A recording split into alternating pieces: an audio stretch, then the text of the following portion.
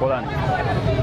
Hali kwa kweli inasikitisha, kwanza inasikitisha sababu wananchi wamekaa hapa wengi wana shughuli zao za kiuchumi za kuingizia hela. Alafu unapoona nani magari yapiti kila kitu hakipiti. Kwa hiyo imeathiri kwa kiasi kikubwa kwenye issue ya uchumi na kitu cha kijamii pia. Naam.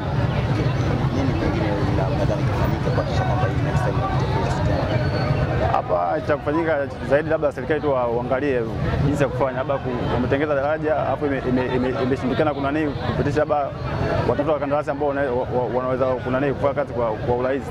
Kwa sababu wamebomoa daraja, wamejenga upande wa pili, imeathiri kwa kweli. Una hofu kuhusiana na hali hii? Hofu yako hasa? Hofu ipo. Tunaona kwa mfano maji mengi yanapita hapa, mtu anaweza kuchukuliwa hapa kuondoka ziwani. Kwa hiyo madhara zaidi. Kwa majina mimi naitwa Dolini Tulusubia. Hali hii imeniathiri, nilikuwa naleta watoto wangu shule sijawaleta. Mpaka sasa hivi nimeshindwa kuvusha watoto kupeleka shule. Tulikuwa tunaomba serikali tusaidie kujenga daraja la kutuvusha. Una hofu yoyote kwenye maisha yako? Ndiyo, nina hofu, maana hapa tushaua kama watu wawili.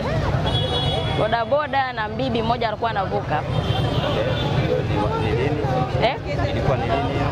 Mwaka umeisha sasa. Kuna boda alikuwa anavuka, boda ilienda na maji. Lakini hapa tunashuhudia pia kuna ujenzi wa barabara. Pengine kuna nini cha kuiambia serikali kuhusiana na miundombinu hii ambayo inaendelea kujengwa mpaka sasa? Mimi ninachoshauri serikali ijitahidi kutujengea barabara. Ituwekee daraja la juu kwa juu. Maana inatuathiri sana kuvusha watoto kwenda shule. Mimi naitwa Domina Kimaro. Nafanya kazi katika ofisi ya kompyuta pale Karuta mkabala na Bwa Benki. Mimi nimetoka nyumbani tangu saa 1:16, ila mpaka sasa hivi saa 2 sijapata usafiri. Nimetoka Kutema kule vile natembea na miguu mpaka nimefika hapa hivi. Haya yote bado sijajua changamoto yote hayo nimeambiwa daraja pale Mkuuni linasumbua. Kwa hiyo ila na imani mvua maji yatapungua nitafika salama.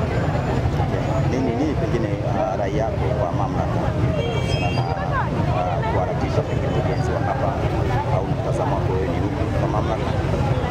Na imani tu ni mvua tu kunyesha, kama daraja lipo sio kama alipo, hapana.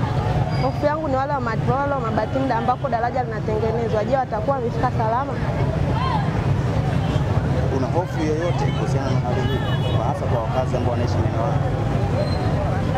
Hofu yangu ni kwa wanafunzi, watakuwa wanafika shuleni saa ngapi, kwa muda gani? Ukiangalia mpaka sasa hivi wanafunzi wako barabarani. Watafika darasani saa ngapi? Hayo yote ni changamoto ya usafiri. Asante kwa muda wako, pole kwa changamoto. Asante. Unaitwa nani? Naitwa Domina Kimaro. Lakini miundombinu ilikuwa ni mibovu.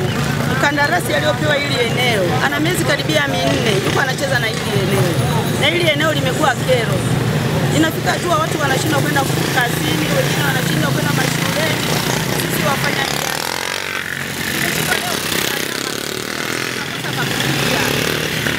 kwa hiyo tunaomba serikali tusaidie kuhusu mkandarasi, kama hajalipwa wamlipe, na kama amelipwa afanye kazi yake aliyopewa. Miezi 4 yuko anacheza eneo hili, kwa hiyo imekuwa kero sana na wala sio leo. Basi tuambie, anza majina. Irene Deusdedit Paulo. Unasoma shule gani? Nyablogoe. Pengine leo nini hasa kimetokea? Kwa sababu changamoto ya usafiri. Changamoto imeanzia Mabatini. Mabatini pale kuna changamoto ya usafiri. Wanatengeneza daraja. Kwa hiyo tumepata shida wanafunzi wengi kwa ajili ya usafiri. Tunachelewa mashuleni. Tukifika nyumbani wazazi wanatupokea. Hawajui kama tuna changamoto hii ya usafiri. Pengine sasa hivi ni saa ngapi na unatarajia kukuta labda vipindi vimeshaanza?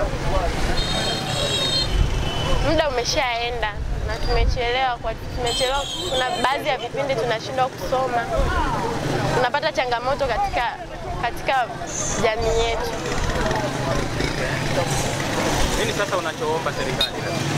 Tulikuwa tunaomba serikali itufanyie ukarabati juu ya barabara zetu hizi. Tunapata shida sana wale wanafunzi tunaosomea mbali. Katika kipindi hiki ambacho kuna mvua kubwa zinaendelea kunyesha, wachukue tahadhari. Wakifika sehemu wakaona kuna maji yamekuwepo ghafla kwenye mashimo, kwenye madimbwi, kwenye madaraja, wachukue tahadhari kwa ajili ya usalama wao na mali zao.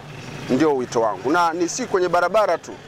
Hizi mvua zimenyesha maeneo mengi, tunaelekea tunasema hivyo mpaka kwenye vijiji kule, kwenye mitaa, kwenye mashimo ya choo kule, kwenye mashimo yaliyochimbwa yakaachwa.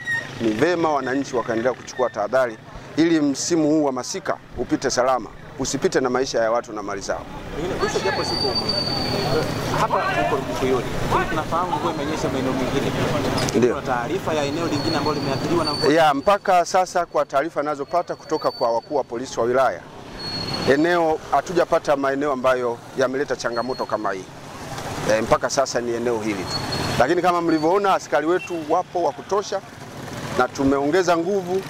Walikuwepo askari wa usalama barabarani, tumeongeza nguvu askari wa kikosi maalum cha kuzuia fujo, lakini wako hapa kwa sababu hakuna fujo, wanaelekeza watu. Ni kazi yetu polisi kuelekeza watu wote na kuhakikisha kwamba amani inakuwepo. Naona kazi inavyoendelea kufanyika vizuri. Subscribe now.